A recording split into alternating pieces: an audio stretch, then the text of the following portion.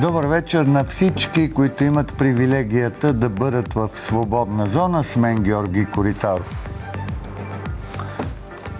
През тези дни погледът ми мина през едно заглавие във вестник Дума и привлече вниманието ми с това, че беше много необичайно, едновременно със своята точност и доста сериозна самокритичност.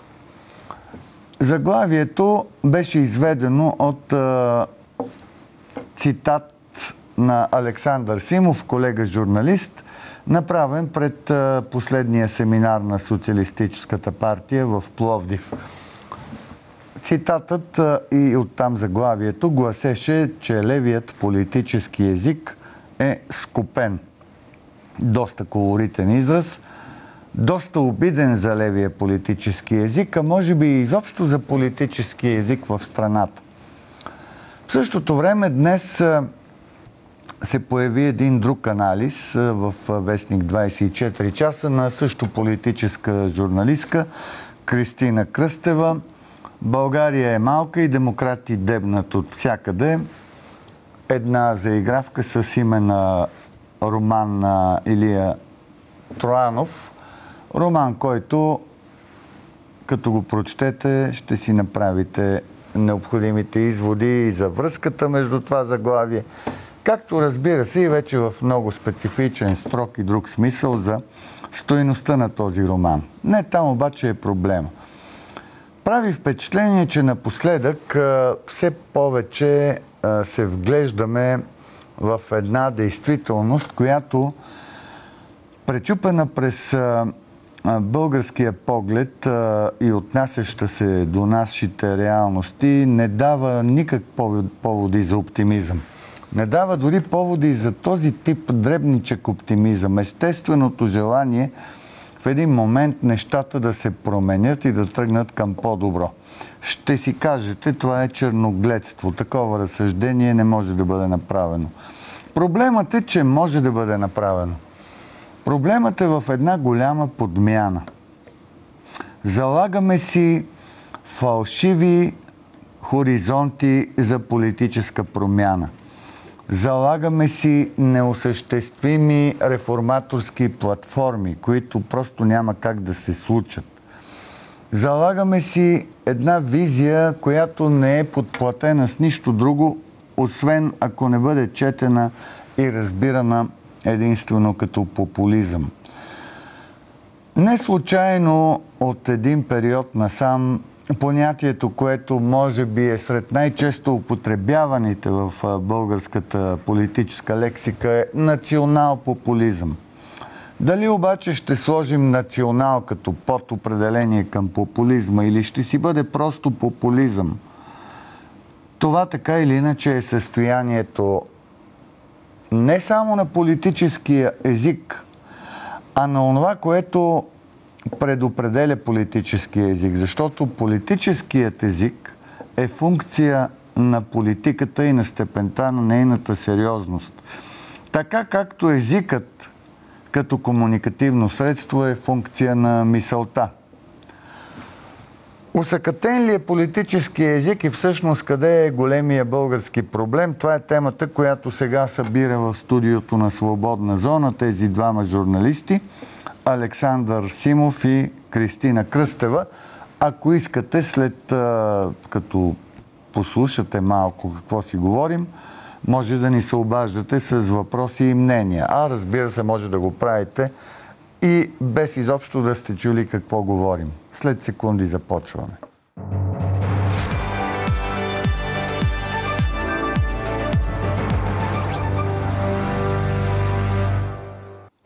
Добър вечер и добре дошли. Добър вечер. Добър вечер, добре заварил. Актуална тема ли е тази за политически език и откъде всъщност се създава впечатлението за скопяване? Да започнем от Сашо. Темата според мен е много актуална. Аз точно заради това избрах да говоря за нея пред събралите се на семинара на БСП, защото смятам, че през политическия език по принцип едно общество се зарежда с идеи.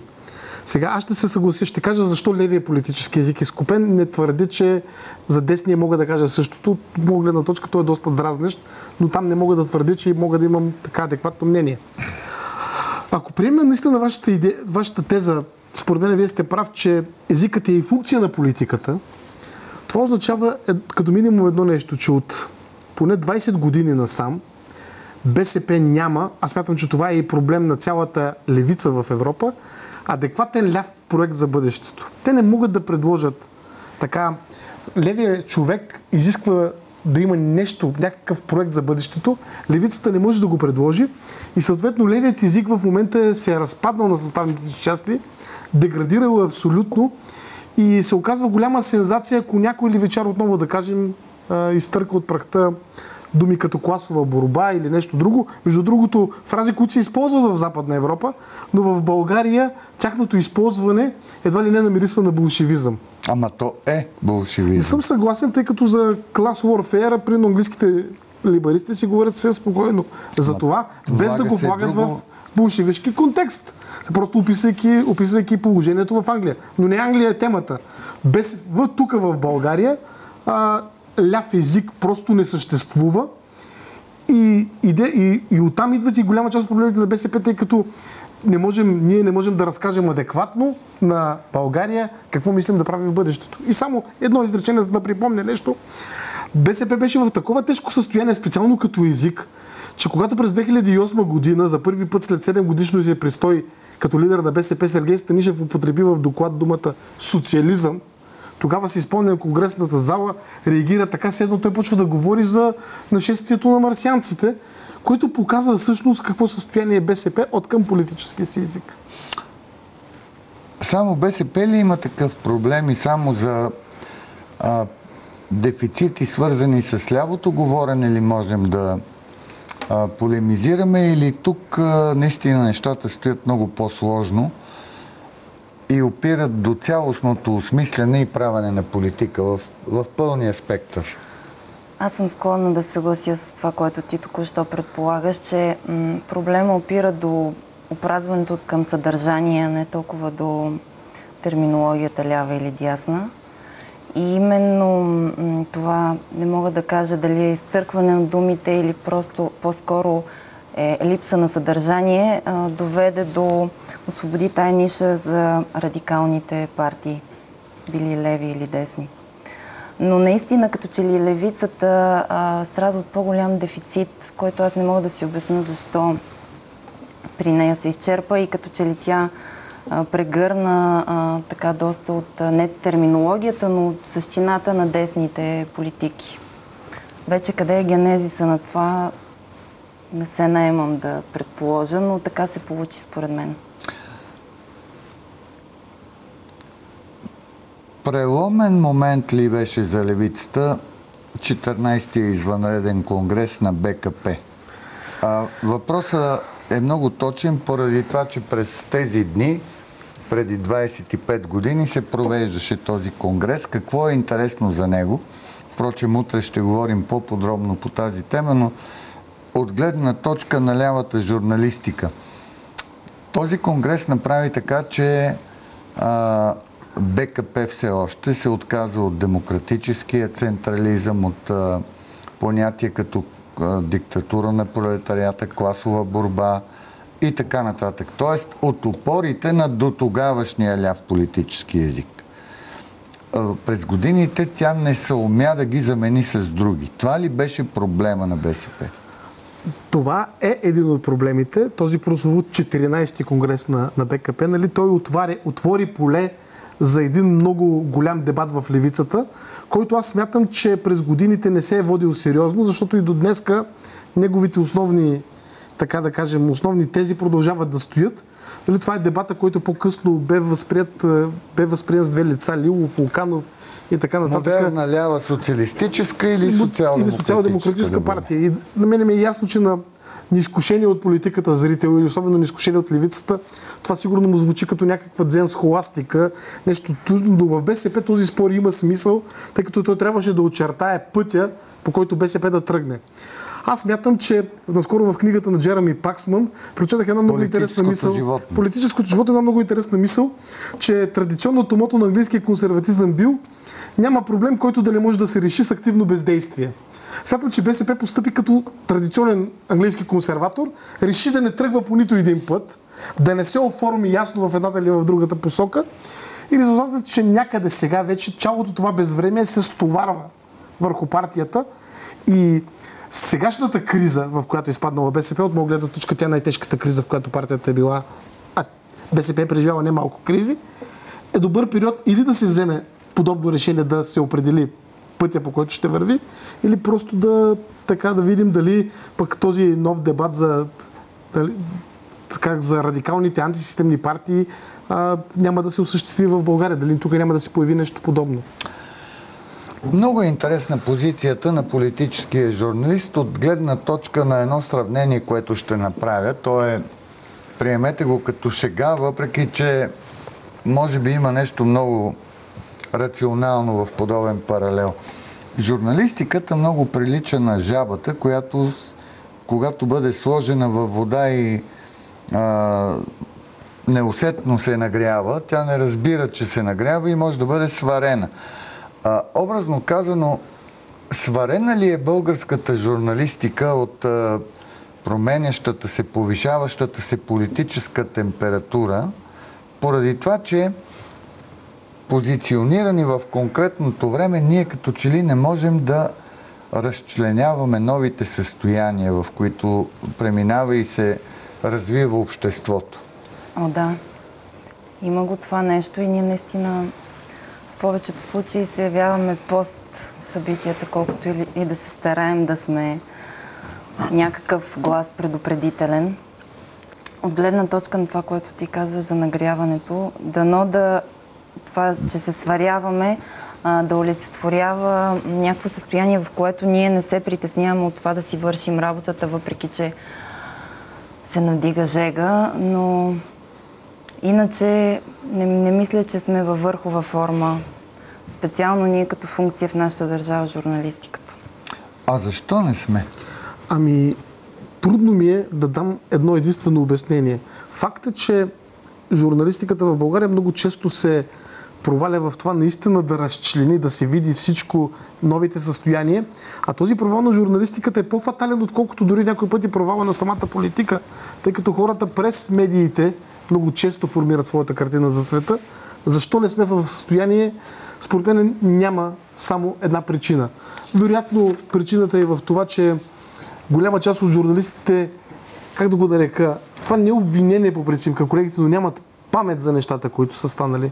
Забелязвал съм, че средностатистически репортер може да върне политическата картина назад най-много до 2-3 години в миналото, а повярвайте ми, ако направите една анкета след 85% от журналистите, особено сред младите, фразата 14-ти конгрес на БКП ще им говори като нещо, което се е случило с динозаврите. Като 18-ти Брюмер, едно и също. Като 18-ти Брюмер. Да. Има го това, между другото смятам, че е проблем. Двама зрители разбирам, че искат да ни питат нещо. Добър вечер. Добър вечер, ако съм първия. Да. Много, като не видят темата и ако се заслушам, не мога никога да я уча. Или вие бягате от нея. Имам чувство, че винаги се намирам на партийно събрание, на БСП, даже понякога на ВКП. Аз се обадих там оня път и се опитах да се свържа. Значи, според мен в България съвсем естествено е да няма симпатизанти даже БСП, а то втора политическа сила. Дано да не съм нарушил езика, ама може гръцките социалисти да взимат властта колкото си искат. Европейските каквото си искат. Те не са изстрадали социалисти на власт. В скоба комунисти, нали? Техните социалисти нямат хаха, бе. Едно време нашите комунисти, като викаха, те не са никакви, те са революционисти. Тогава много ме беше криво. Те наистина нищо не разбират тези хора. Нямат право да бъркат и да не се чудят защо сме крайни. Един ваш приятел каза, късния антикомунизъм било много страшно. Как ще е страшно, бе? По-добре късен антикомунизъм, отколкото възторжен социализъм. В България, където сме яли хурката на този неправилен начин, на този световен експеримент, който 5 поколения, не знам, сварената риба, когато се върне в аквариума. Прекрасно сравнение от вас го чух. Айде, приятна работа ви желая. Благодаря ви. Да чуем и следващия зрител. Слушаме ви. Прекъснала е връзката. Отблъскващо ли е и защо всъщност, когато говорим за неща, а те не са несериозни, ето политическия език и то като функция на правенето на политика, за хората това не е интересно. Казва, имам чувството, че съм на събрание на БСП, даже и на БКП. Между другото, няма да се очуда, ако този човек е ходил на истински събрания на БКП някога. Но откъде идва това отблъскване? Ние ли го направихме? Чалгата ли направи така, че хората не желаят да слушат нищо сериозно? Наистина думите се изтъркаха и затова вина имаме и ние. И политиците, и журналистите, и въобще всички влязохме в един кюб на масовата култура. И може би хората вече не искат да слушат думи, искат да видят реални действия. Сега нашата левица още не е стигнала до състоянието на гръцката, според мен. Вие, Сашо, повече следи има възможност. Има още да пада. До Пасок. Пасок и бъдещето на БСП, аз му го казах. Аз си спомням, че 2009-та Пасок беше управляваща. Сега е седма сила ли е? Седма. А новата партия на тогавашния лидер не успя да влезе сега и в техния парламент. Въпреки, че е на Папандрео. Да, въпреки, че е на ръба.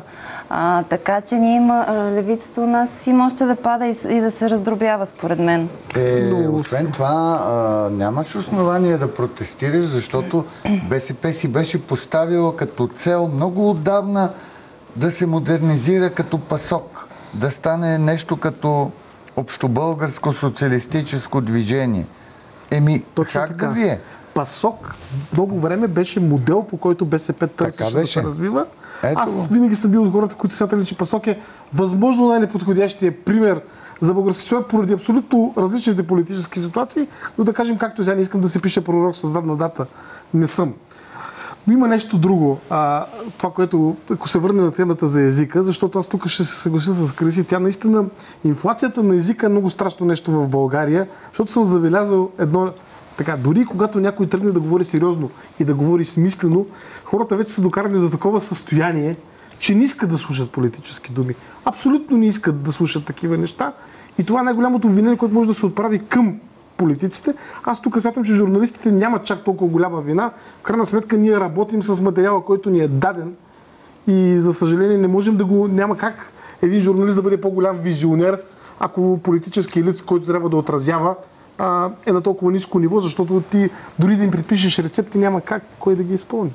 Това е проблем, който е точно от ранга на да бъдеш или не. Това е въпросът. Може ли един журналист да бъде по-голям визионер от политиците и ако се случи такова нещо, какъв е ефектът? Би трябвало да може, въпреки че аз не виждам, за жалост не виждам в момента тази енергия у нас и то не се дължи само на текучеството, с което ти говориш и липсата на памет у част от колегите. Мисля, че ние се подадохме с времето на този общ процес от изпразване от към съдържание, от към енергия. И колкото и да ни се иска сега, не можем да се извисим над това ниво. Обаче, защо поставям този въпрос и го приравнявам с Хамлетовия? Защото ние имаме един такъв пример на по-висока степен на визионерство от журналистика, което надхвърля политическото. И този пример се нарича, ще ме извинят наистина с него, ще потвърдя, че сте на партийно събрание на БСП, Стефан Продев и Дума. Периода 94-5 година беше период, при който тази публицистика наистина се издигна над хребета, така да се каже, на времето и видя какво ще стане с БСП. И то стана. Кризата се случи. Така, но трябва ли да припомня, с извинение за всички, които смятат, че са попадали на партийно събрание на БСП, трябва ли да припомня, че Да, визионерът Продев видя голяма част от проблемите и т.е. заради това четенето на неговите статии е много интересно, но имаше един период, в който визионерът Продев можеше да комуникира с левия премиер Виденов единствено и само през страниците на Дума. Тоест, отказът на политическия елит да припознае визионера завършва до смазването на визионера, когато той няма други инструменти освен перото, защото това стана с Продев. В крайна сметка неговите предупреждения не бяха чути. С което не искам сега да обезличавам силата на журналистиката. Напротив, журналиста сам по себе си може да бъде сила, дори да е самотен визионер в студен и неразбиращ свят. Но въпросът е, че не бива да виждаме в него някакъв супермен. Той просто няма как да наделее ограниченията, които предполага, така да кажем, общата политическа рамка в страната, която в България обикновено се крепи около това някой отвън да ни казва какво да правим. Примерът, който даде с Продев и Виденов, ме връща към 90-та година в ранната демокрация, вестник Демокрация. Ранния формат на вестник Демокрация при все още Петър Берон е заместник-председател на СДС. И избухна стачка в Демокрация. Имаше стачка. Това може би, не знам колцина го знаеха, но имаше стачка, наистина. Идва Петър Берон с редакционния екип да говори и казва следното нещо. Държа да ви съобща за един принцип, с който вие ще се сблъсквате тепърва. Той е следния. Няма значение дали яйцето ще удари камъка или камъкът ще удари яйцето. И в двата случая се чупи яйцето. Примера. Няма значение дали журналиста е визионер или не, не. Ако примерно журналиста е визионер и стърчи над политика, ще бъде счупен като яйцето, както стана с Продев. Маргинализират го, изхвърлят го и се случва това. Но ето от гледна точка на неутралния печат, да речем, ето Дума е партиен, ляв вестник с леви идеи. 24 часа е неутрален. При неутралния поглед към политиката и репортерството, да речем, като основен акцент на журналистиката, как изглежда процеса в България? Казваш, че реагираме, нали, постфактум. Обикновено, да. Ние всички сме с доброто намерение да си вършим работата максимално съвестно, естествено, но аз самата тези 16 години, в които работя в 24 часа, не съм била обект на директно нареждане, независимо дали редакционно или от някой политик да спра да ровя нещо. Но бих си признала, че съществува феномена автоцензура. Какво имам предвид? От гледна точка на това, че аз съществува ли? Съществува. Тоест, поне не се очудвам. Да, аз си признавам, че у мен сработва, аз съм се улавила в такава. В какви ситуации? В ситуация, която си казвам сега, утре трябва да звънна на този политик и за мен е по-изгодно той да ми даде някаква информация и си спестявам, никога не съм изкривявала генералната линия, но си спестявам някакъв детайл, който би могъл да не се хареса. На този, който дава интервюто? Да. От гледна точка, и то не е за интервюта, ами да речем за някакви информационни материали. От гледна точка на това спестявам някакъв детайл, който не е съществен, пак повтарям. От гледна точка на това, след 2 дни, като звънна на съответния, на същия този политик,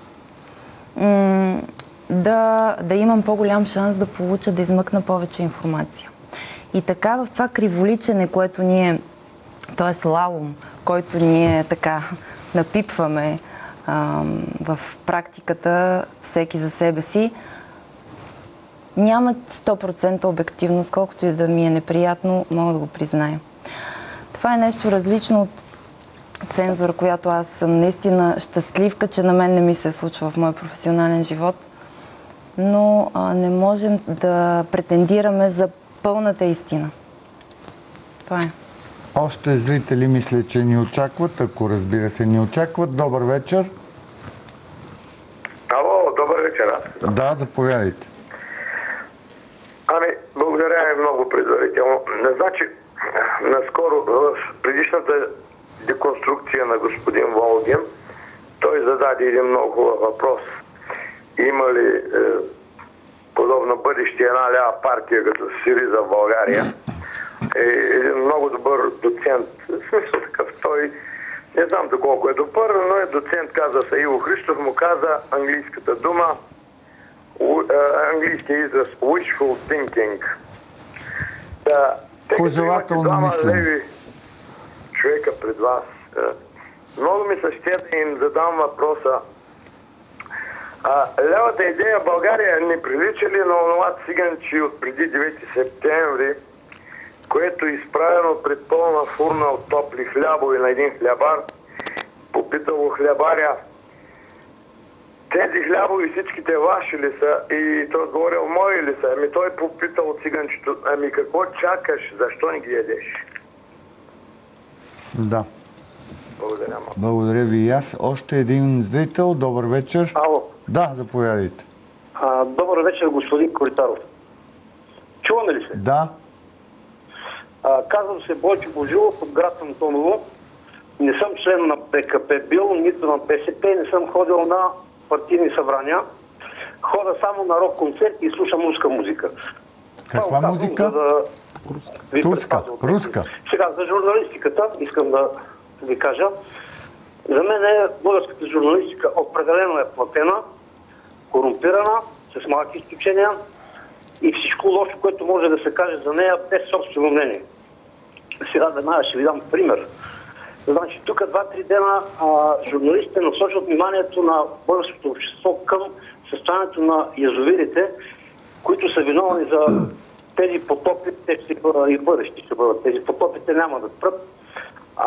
Никой обаче не казва, че тези потопи идват от изсичането, душманското изсичане на горите в България. Аз съм свидетел на това изсичане. Сега към господин Симов искам, понеже аз не го уважавам, но чета му статиите, имам възможност да чета много вестници, господин Коритаров, значи вестници са ужасяващи. Няма какво и коментирам такива разлики и различия в една и съща новина, че човек може да му настръхнат косите.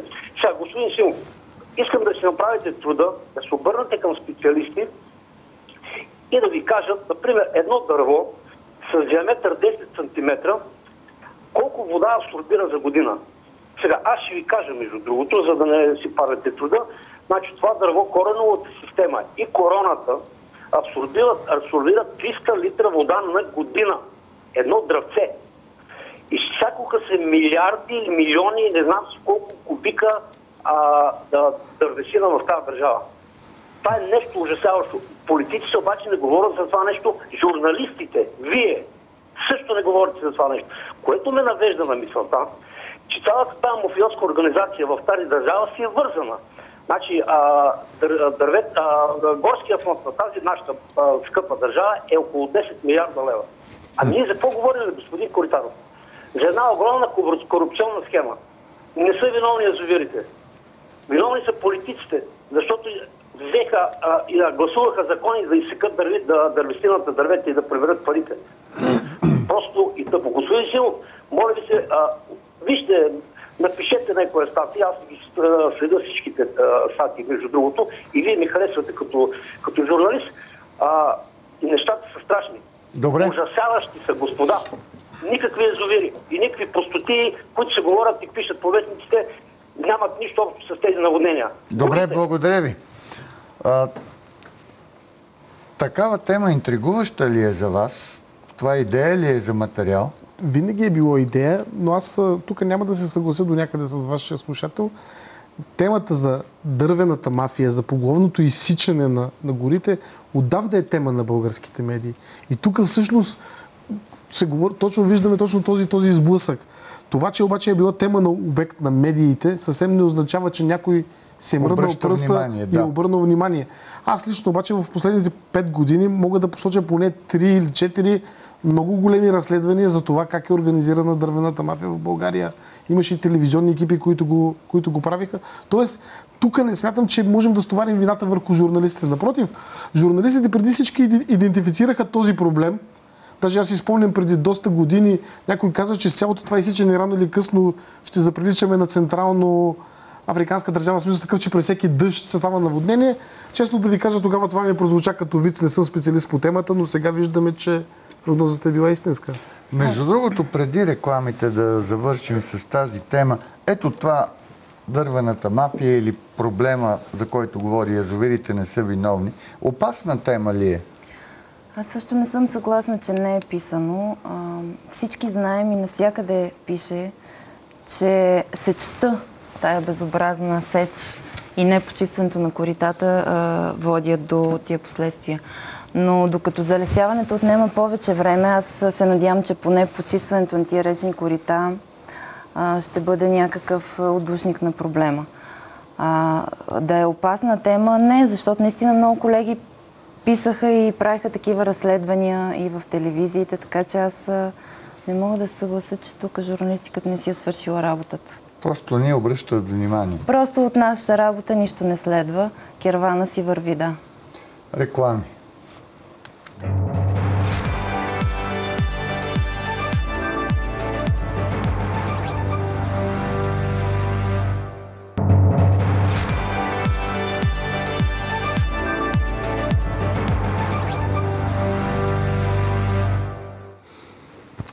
Вие гледате предаването Свободна зона. Продължаваме разговора с Александър Симов и Кристина Кръстева, двама колеги журналисти.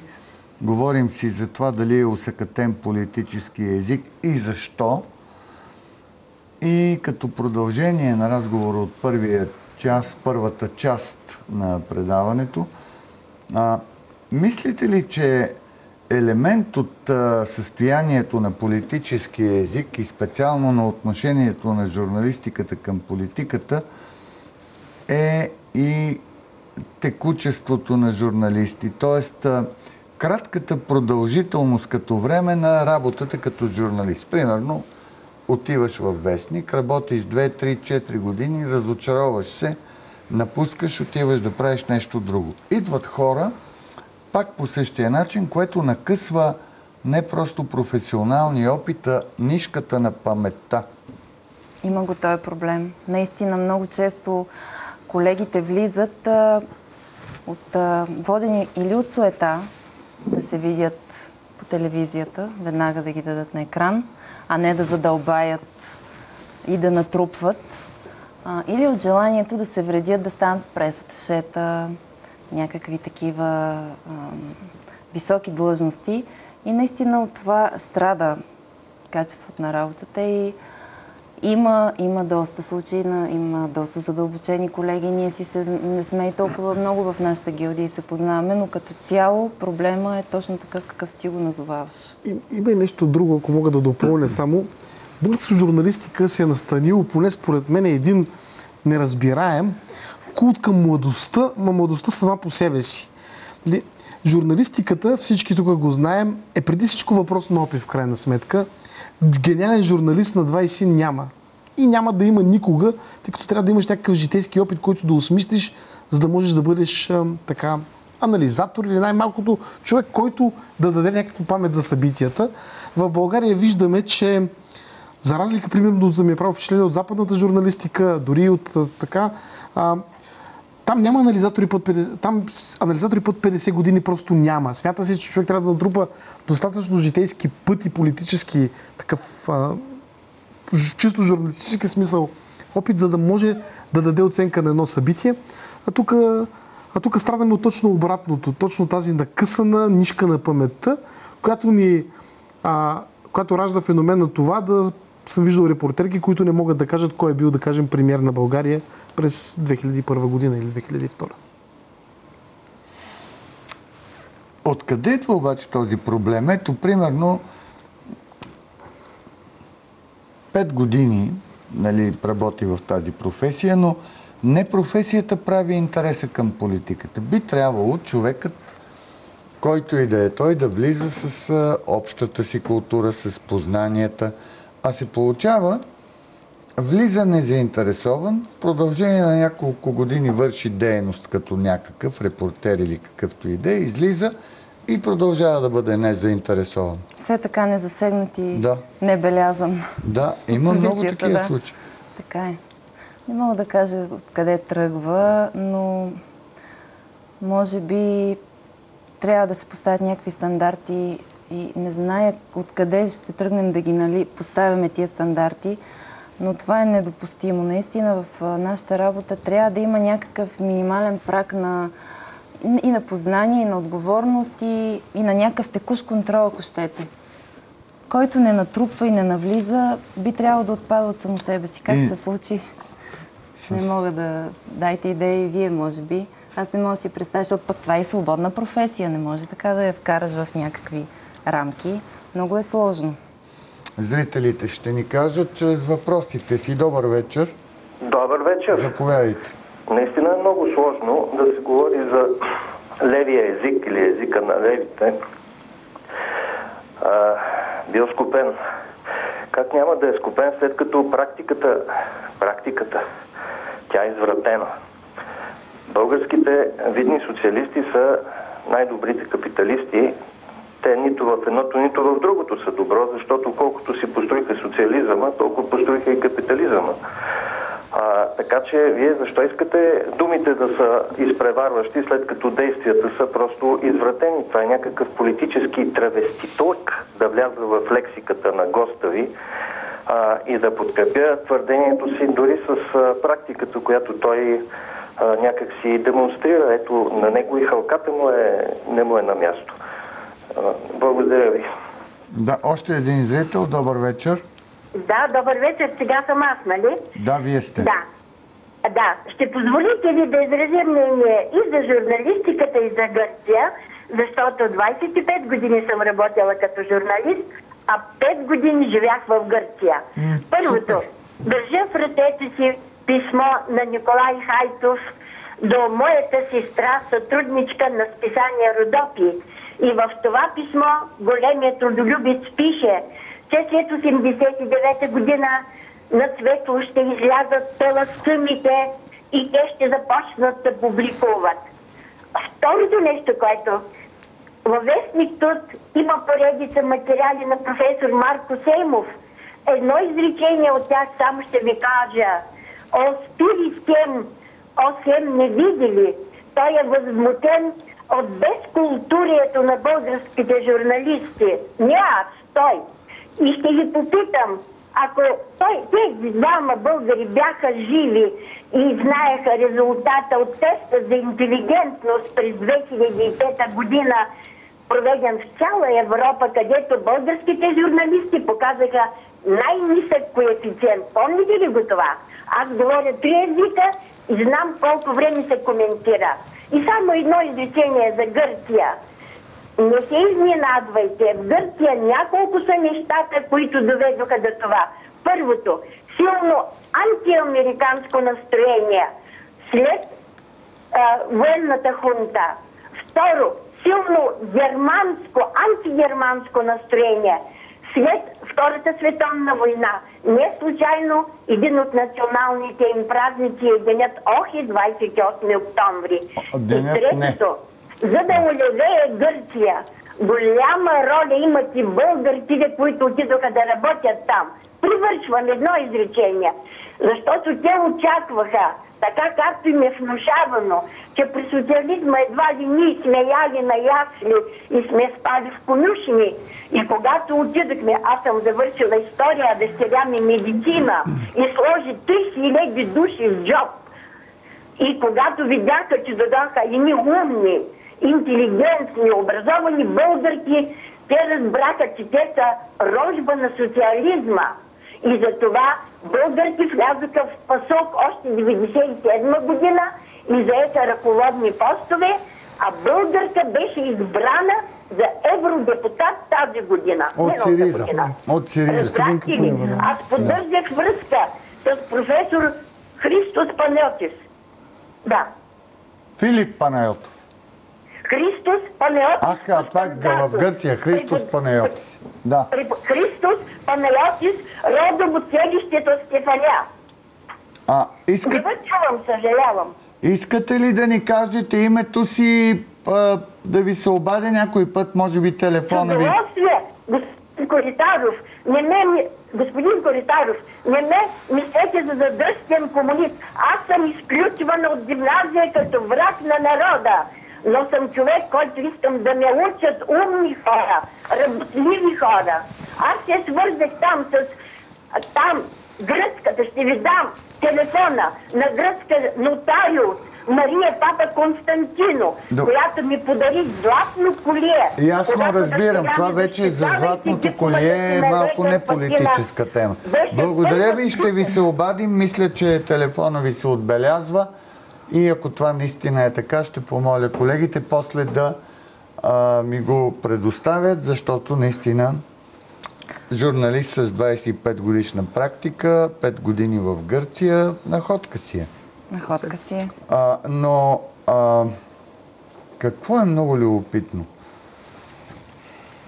Една тъга, скъсване на две реалности, това поколение, просто то не може да се припознае в сегашните параметри нито на обществения живот, нито на журналистиката, нито има своя политическа мечта, защото това смея да кажа, ние сме може би едно и също поколение, ние сме наистина поколението с убити политически мечти. Ама трудно е да се припознаеш в сегашните политически параметри, когато нивото на политическия дебат в България се води на принципа на крайното отрицание. Все до техния живот никога не е съществувал. Това е качеството на дясната мисъл у нас. Все едно нищо ценно не е направено по време на техния живот. Все едно тяхното съществуване е било някаква чудовищна грешка, която по възможност дайте по-бързо да забравим или да си спомняме само онова най-мръсното, най-гадното от тези времена. И е съвсем естествено много голяма част от тези хора наистина в момента да не могат да се откриват в, така да кажем, политическата координационна система, а и в журналистическата такава. Най-ужасното нещо е едно поколение да остане без мечти. Най-ужасното е да си от поколение, което мечтите му са убити. А още по-ужасно обаче според мен е при младите хора, които нямат възможност дори да формулират свои мечти. Защото какво им предлагат като алтернатива за бъдещето? Новия мол, нов мол и какво? Оттам нататък какво? Каква е перспективата на един млад човек в България? Това, което говори Александър, синоним ли е на нещо, което да го наречем така материализация на американската мечта в България? В смисъл, не е мечтата да се реализираш и от нищото да станеш милионер, а мечтата, примерно, битова задоволеност. Да има мол, да има хладилници, да има печки, коли. И това да ни е достатъчно. И това подменя всичко останало. Няма книги, няма нищо. Ние дори това не успяхме да направим като хората. Реализация на американска мечта. Не, и това ни е подобие, според мен. Подобие. Подобие, аз така ги виждам нещата. Пропастта е очевидна и за хората от една страна, и за хората от другата. Отдавна се говори за някаква национална доктрина, за обединение, защото нито от една страна са щастливи, нито от другата. Според мен, аз не виждам. Вашата зрителка, която се обади с цялото ми уважение към нея и признавам нещата, които говори, ги отчитам, че са така, но тя нито може да упрекне хората, които отиват да гледат хора в Гърция по принуда, нито нас, защо пък ако насочва към нас агресия. Аз лично съм си правила теста на Менса за интелигентност и се гордея от резултата си. Значи не можеш да принизяваш, да хвърлиш върху журналистите или върху тези, които отиват и работят непрестижна работа някъде. Какво представлява този тест? Картинки на Менса ли? Картинки, изцяло графичен тест. Ще ме скъсат, просто ще бъде Аз бях убедена за същото, защото математиката никога не ми е била сила, но така е направен, че е достоверен. Няма страшно. Не му вярвам. Няма значение. Това, разбира се... Между другото, метнах от гледна точка на отрицанието, защото аз се стремя да не отричам... Ако нещо ми е непознато или не споделям неговите принципи, опитвам се да вникна и да се намери някакъв баланс. Би трябвало така да подхождаме всички. Защото... Да. Това е начина на сближаване. Аз не виждам как може само да хвърчат престрелки от двете страни и да очакваме, че ще вървим напред. Замислял ли си се, когато правиш констатацията за скопен политически език на лявото. Преобръщаме оценката от гледна точка на опит за разсъждение и намиране на вариант как да бъде реабилитиран политически език. Нали, констатираме, че е скопен. Сега, ако е съвсем скопен, просто няма как, нали, ако си няма черешки, но примерно има някакъв начин да се възстанови. Дали възстановяването на цялостния политически език, изобщо като език за политически дебат, може да стане през стабилизирането на един от идейните езици, например ляв или десен, или трябва да се създаде атмосфера едновременно да се върнат всички сегменти към нормален език? Според мен и по тази тема импровизирам, тъй като за първи път мисля от тази гледна точка. Дори възстановяването на един сегмент ще помогне на другия да се възстанови, въпреки че историята показва, че това няма да стане задължително веднага, но след известно време, вероятно след известно време, но тук наистина имаме разпад на политически език и от двете страни. Защото... И на визията политическа. И на визията, да. Аз отдясно наблюдавам единствено само истеричният антикомунизъм няма как да е визия за каквото и да е. Нали, то е много добро, вероятно усещане, това е като, така как да го наречем, като бързо екстази за създаване на кратковременна енергия, но то като цялостен проект не може да бъде осъществено, поне така според мен. То не съдържа в себе си никакъв план за бъдещето. И българският проблем от тази гледна точка на двата разрушения езика е в това, че нашите спорове не са за бъдещето. Спор за бъдещето се води по две изречения, да кажем, на ден или на час. Всичките ни битки са за това каква история сме преживяли. В този смисъл, възстановяването дори на един език ще помогне бързо другия да намери своята опора. Да, си спомням, че съм писала даже курсова работа на тема деконструктивизъм в езика по Жак Дерида. И там беше преди доста години в университета, но там идеята беше, че разрушавайки, изграждайки на ново езика, ние полагаме началото на смисъла, който не виждам в нашия случай. Защото нещата не започват от езика. Наистина, това, което наблюдаваме, е едно от силните доказателства наистина за пряката причинно-следствена връзка между действителност, т.е. политика и политическа реалност, и оттам език, който всъщност е израз на политическата реалност. И тук въпросът е в следното. Невъзможността да се върнем към колоритен, означаващ нещо политически език, не се ли корени в това, че живеем в твърде бюрократично време, номенклатурно време, бюрокрация на Брюксел, правила, доклади всяка година. Като се прочете доклада, ако имаше някой, който да каже точно като в приказката "Царя е гол", това трябваше да звучи: "Правят ни на идиоти, този доклад нищо не означава, той е безсмислен, вътрешно противоречив и изобщо не познава реалностите". Да, наистина езика е заменен от директивите и от чиновническите фрази, изпразнени от съдържание. Не. И определено това е голям проблем. Аз също смятам, че този нов говор, чисто по Оруел, ако трябва да го сложим, който се е зародил, по никакъв начин не може да вдъхнови и да разпали хората. Аз съм убеден, че в началото, ако можем да говорим както Джереми Ривкин за европейска мечта, тя е можела да вдъхновява или да окрилява хората.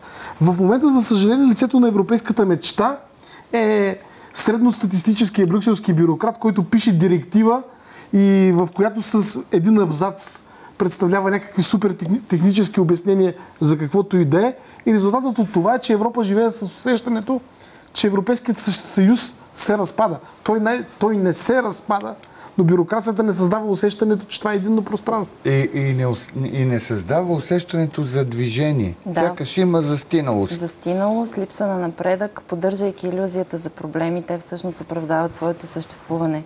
Тези бюрократи и нуждата да пишат, необходимостта да пишат нови доклади. И според мен никога преди това не се е усещало по този начин, но сега светът живее в нова геополитическа ситуация. Изцяло по нов начин станаха нещата и заради това Европейския съюз се оказа най-проблемното място от тази гледна точка, поне според мен, защото бюрокрацията трудно взима решения в каквато и да е посока.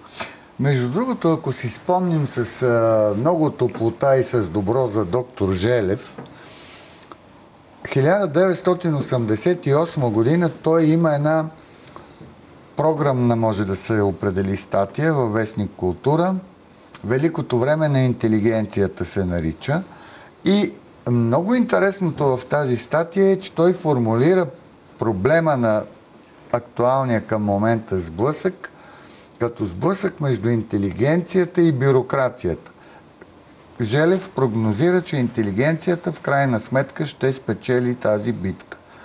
Може би, защото това е публикация в контекста на перестройката и на оптимистичното очакване, че тя ще спечели. Неговият извод е: интелигенцията ще победи бюрокрацията.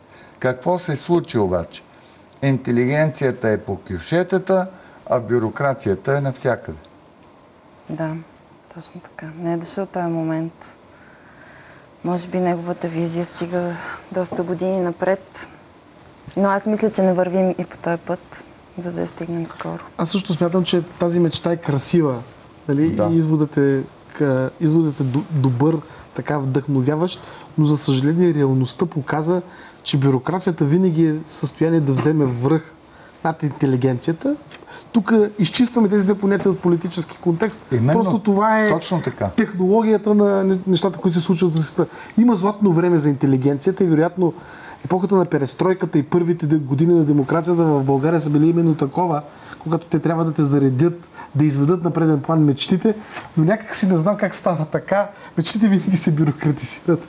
Мечтата винаги обраства с администрация и накрая се разбира, че мечтата вече не е останала. Едното е форма, другото е съдържание. Така както понеже ти в началото цитира днешния ми текст, в СДС се оказа, че повечето са в най-добрия случай антикомунисти, но много малко са демократи по дух. Ама те априори не бяха. Значи наистина много малко бяха демократи. Според мен Жельо Желев, лека му пръст и наистина трябва да си го спомним с добро. Първи усети на гърба си това фундаментално заложено противоречие в СДС, как хората, които го възславяха като новия Махатма Ганди, дошъл от мъглата на тоталитаризма, 2 или 3 години по-късно горяха книгата му "Фашизма" и правиха митинги пред президентството. Тоест това фундаментално противоречие според мен още не е разрешено.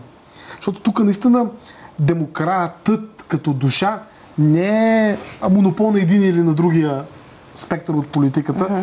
И може би големият дефицит на демократи през годините изобщо в политиката ни доведе до това състояние. Нали, виждам тук витая между нас едно усещане за липсата на перспектива. Да. Може би и това е една от причините.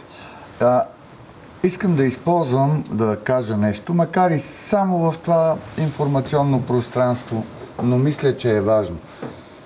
Изпращайки доктор Желев, един от хората, които в политически план би могъл и сигурно в очите на много хора минава за най-голямата жертва на така наречените боянски ливади, това е Филип Димитров, каза едни от най-достойните думи за доктор Желев, което означава, че всичко е до човека. Когато имаш тая култура да се издигнеш над обидата, сблъсъка, нали, можеш да кажеш неща на много висока политическа оценка, дори за човек, който ти е причинил в реалния живот проблем. Не знам дали го четете. Да, това е широко скроения, защото преди всичко най-голямото достоинство на всеки е да е човек нормален и след това да претендира да бъде какъвто и да е друг. И Филип Димитров явно е простил и си е направил изводите, боянските ливади беше на поклонението. Дойде мъжа на Блага Димитрова. Да. Не дойдоха други хора, нека да не ги цитираме. Това си е тяхна преценка на тяхната съвест, но в никакъв случай не говори, че те са широко скроени, за да претендират да са нещо повече от такива нормални истински човеци. И като финал ще си позволя да кажа още нещо. Много хора смятат, че една от големите драми на прехода е, че на 14 декември 1989 година 100-хилядния митинг не е влязъл директно в парламента, и не е съборил управлението още тогава. Не малко хора смятат, че СДС не е трябвало да признава резултатите от изборите за 7-о Велико народно събрание. Не малко хора смятат, че е трябвало да има гонения, чистки, лустрации, какво ли не. Според мен обаче има нещо, което пред скоби трябва да бъде посочено като голям проблем, и той е, че двама големи демократи, доктор Желев и Филип Димитров, не се разпознаха своевременно наистина с потенциала си на демократи, просто се разминаха през 1992 година, за да се съберат сега с смислено или безсмислено отношение под един демократичен знаменател, когато вече доктор Желев го няма. Но това е част от нашата история. Ако тогава се бяха разпознали, може би щяхме да имаме друга съдба.